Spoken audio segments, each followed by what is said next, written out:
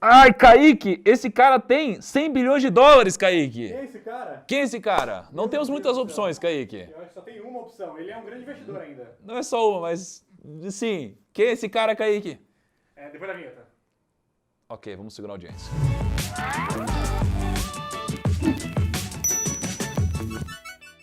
Kaique, a sua técnica para segurar a audiência não funcionou porque o nome desse cara já deve estar no título do vídeo. Ah, é verdade. E na Não é mesmo? thumb também. Na thumb. Então, assim, precisamos aprimorar um pouquinho mais essas técnicas.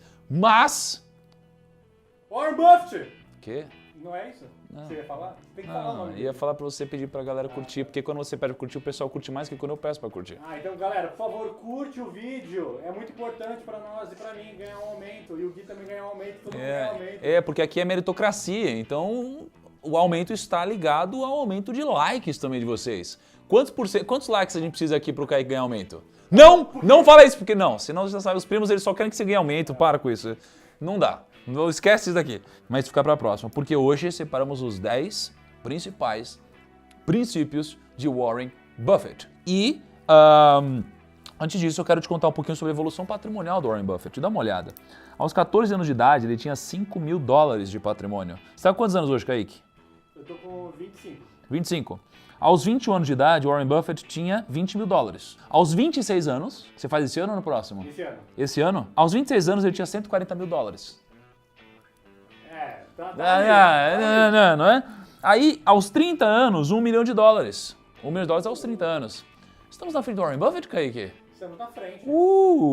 Mas sabemos que estamos falando aqui de uma maratona, não de uma corrida de 100 metros. Então, tem que respeitar sempre o Warren Buffett. Acho desnecessário falar mal do cara, né? Tem gente que cospe, que fala mal do Warren Buffett, eu acho um tremendo desrespeito. O que eu acho impressionante é os grandes saltos que você vai falar agora. Os grandes saltos, Porque olha só o que acontece com juros compostos, com aportes, com momentos de grandes porradas na bolsa, enfim. Aos 47 anos de idade, ele estava com 67 milhões de dólares. Uau! Aos 56 ele chegou em 1,4 bilhão de dólares. Cara, estamos falando em dólares, não podemos esquecer, né? Aí, aos 66 anos, ele foi para 17 bilhões de dólares. Aos 72, 36 bilhões de dólares. E aos 83 anos, 58 bilhões de dólares. E hoje, acho que tem mais do que isso, inclusive, né? Dá uma atualizada na tela agora. Esse é o valor que o Warren Buffett tem agora.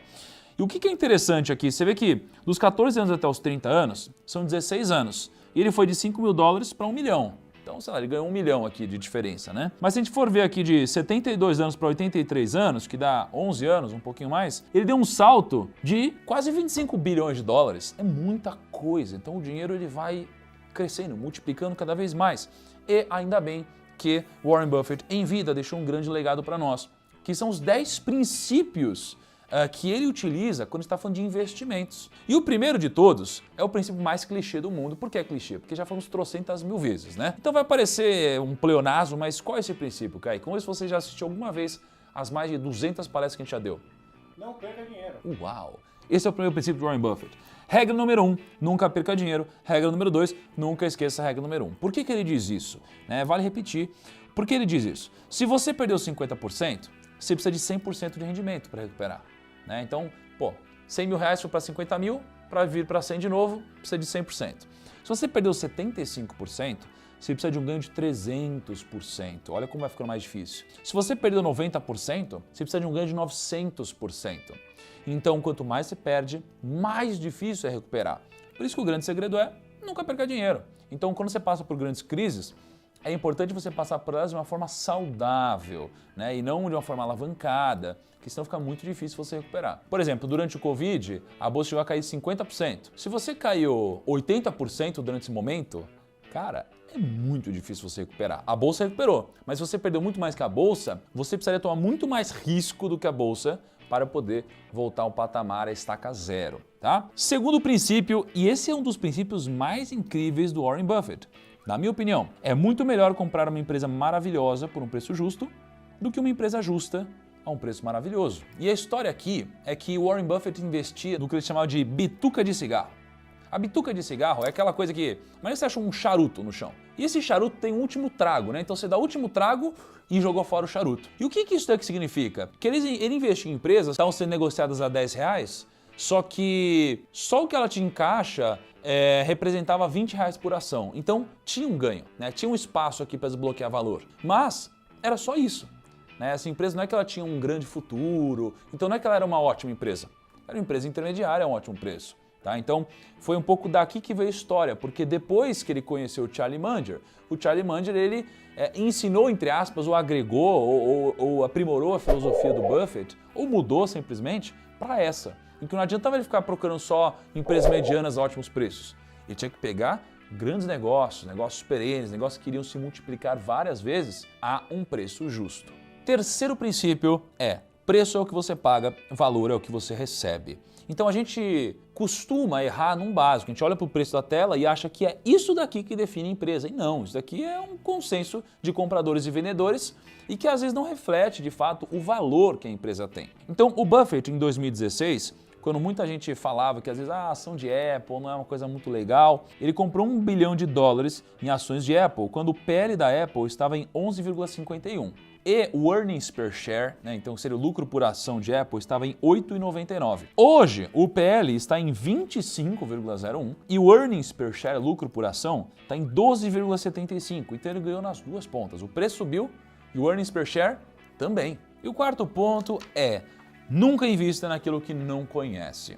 Eu mudei um pouco para a minha filosofia esse princípio, que seria nunca investir naquilo que você não conhece e não sabe explicar.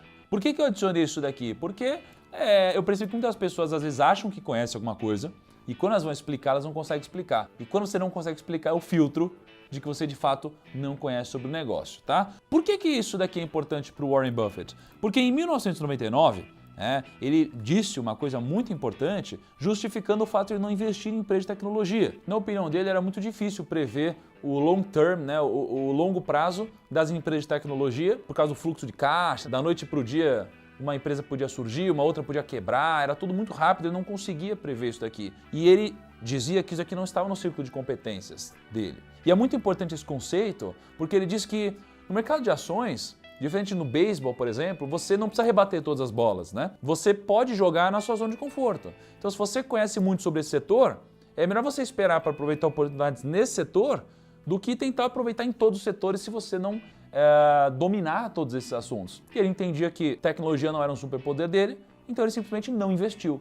Não porque era ruim, mas porque não fazia parte do ciclo de competências dele. E assim como para ele isso fazia sentido, para você também. Você não é obrigado a investir em alguma coisa só porque alguém está investindo ou porque alguém está ganhando dinheiro. Se não faz parte do seu ciclo de competência, ou você estuda ou você não precisa tomar uma decisão. Quando eu era assessor de investimentos, eu tinha muito médico na minha carteira e os médicos, ao invés de comprar empresas que eles conheciam, né? Fleury, sei lá, Qualicorp, Hermes Pardini, esse tipo de coisa, eles queriam comprar Vale e Petrobras.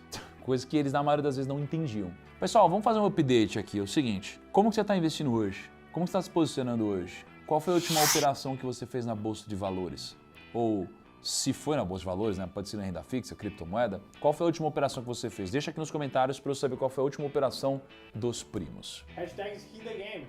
Skin the Game. Se você é Skin the Game, você posta a última operação que você fez, ok? E o quinto princípio é: o mercado de ações transfere o dinheiro dos ativos para os pacientes. No mercado de ações a gente joga o jogo infinito, não o jogo finito. A gente não joga para ganhar, a gente joga para sobreviver no longo prazo. Porque acabou o ano, o que muda? Nada. Agora tem o próximo ano e o mercado nunca vai acabar. Enquanto você estiver vivo, o mercado vai estar aí.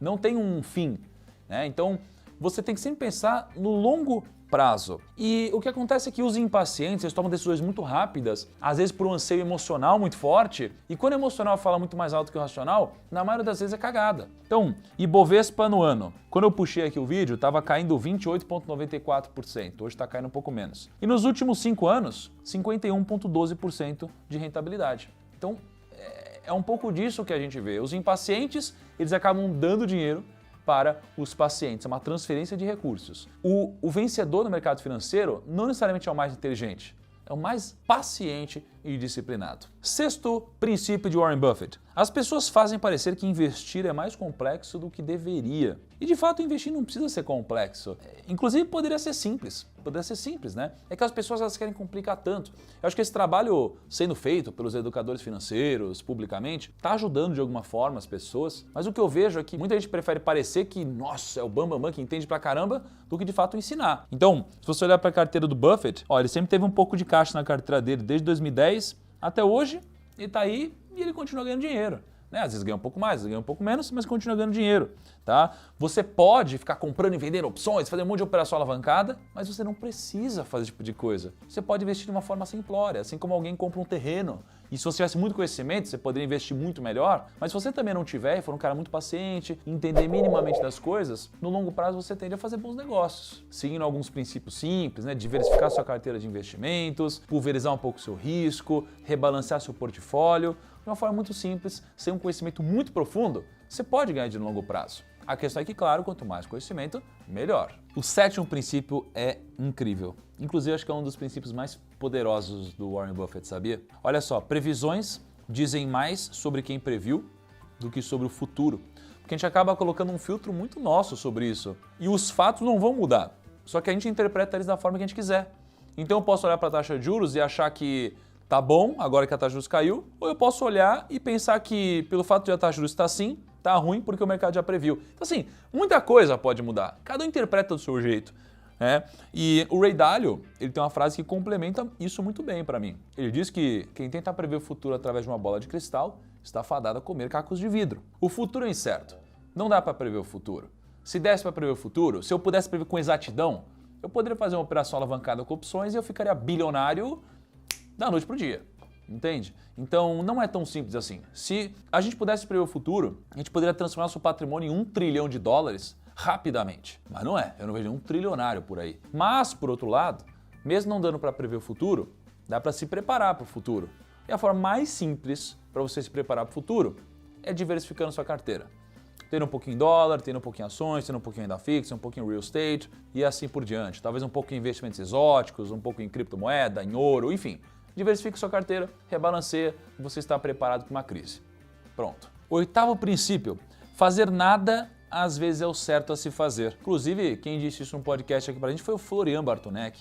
Disse isso de forma muito inteligente. E o próprio exemplo da bolha.com é importante para esse momento. Porque o Warren Buffett, ele foi muito criticado porque ele não tinha comprado empresa de tecnologia. E quando estourou a bolha, ele não saiu vendendo os ativos dele e nem fez nada. Então ele não fez nada nesse momento, um monte de gente se desesperou, ele estava tranquilo com o portfólio dele dando certo, né? Todo dia tem alguém perguntando, é para vender, é para comprar isso aqui e tal, o que eu faço e tal. Às vezes, o certo ou melhor a ser feito é nada. Mentira, o nono princípio é o melhor de Warren Buffett. Ele é o melhor princípio, na minha opinião, de Warren Buffett, que é seja medroso quando os outros forem gananciosos, seja ganancioso quando os outros forem medrosos. Na crise de 2008, quando o mundo colapsou, o que aconteceu? Ele investiu $5 bilhões no Goldman Sachs, logo depois do Lehman Brothers quebrar. Ele ajudou a financiar a Mars numa aquisição de 23 bilhões, que gerou 680 milhões em lucros para Berkshire anos depois. E ele também ajudou a Dow Chemical numa aquisição e aqui ele se tornou um dos principais investidores da empresa. Ele colocou 3 bilhões no deal da Dow Chemical com a Rom Haas, ou Rom Haas, sei lá, certo? Então, o que a gente percebe? Que durante a crise isso costuma acontecer. Pega o coronavírus, a bolsa caiu, quem foi ganancioso quando está todo mundo com medo, se deu bem. Então, quando estava lá em cima, ninguém falava de fazer proteção. Aqui embaixo, a galera só falava de ouro, de criptomoeda, de renda fixa. E em cima, de novo, todo mundo só fala em ações. Então, existe esse tipo de movimento, a gente tem que tomar cuidado. E o 10º ponto, o último princípio aqui do Warren Buffett é que oportunidades não aparecem com frequência. Não aparecem com frequência. Quando chove ouro, use o balde. Olha que filosofada fenomenal aqui. Porque as grandes oportunidades, elas aparecem poucas vezes na sua vida. Todo dia tem oportunidade, mas grandes oportunidades, Warren Buffett diz que elas aparecem poucas vezes na sua vida. E quando uma grande oportunidade aparece, se você aproveitar pouco ou não aproveitar nada, é a mesma coisa. Você deixou ouro ir embora. Então quando chove ouro, pega de balde, certo? O grande negócio aqui é, quando é uma oportunidade? aí isso aqui é papo para outro vídeo, mas o que vale aqui é o princípio. Grande abraço, até o próximo vídeo para vocês e tchau.